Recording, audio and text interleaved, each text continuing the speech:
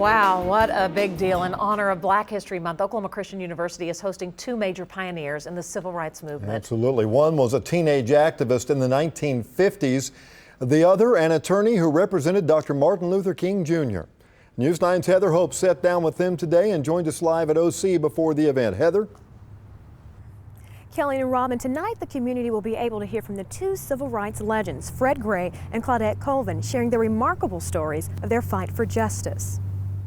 Before there was Rosa Parks, there was 15-year-old Claudette Colvin, who was the first person arrested for refusing to give up her seat on a segregated Montgomery bus. I could not take one more second of that Jim Crow law. It was March 2, 1955, months before fellow pioneer Rosa Parks also would not give up her seat to a white person. The event sparked the famous Montgomery bus boycott. I could not move because history had me glued to the seat. Colvin was charged with disorderly conduct. Her attorney was Fred Gray. So it was a matter of filing lawsuit one after the other in every aspect of American life. The now 84-year-old Gray has a steep resume. He represented Dr. Martin Luther King Jr., the victims of the Tuskegee syphilis experiment, and helped integrate Auburn University and the University of Alabama.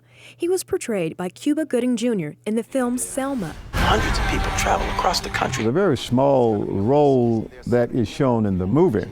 However, the role of filing the lawsuit is what made it possible for the march to take place. Both Gray and Colvin will reunite on stage at Oklahoma Christian University to share their stories, a part of the History Speaks event. I want them to move on forward and know about their history so it won't repeat itself in a different form. Delighted that they are recognizing Claudette, because if there had been no Claudette Colvin who did what she did, there may never have been a Ms. Rosa Parks who did what she did.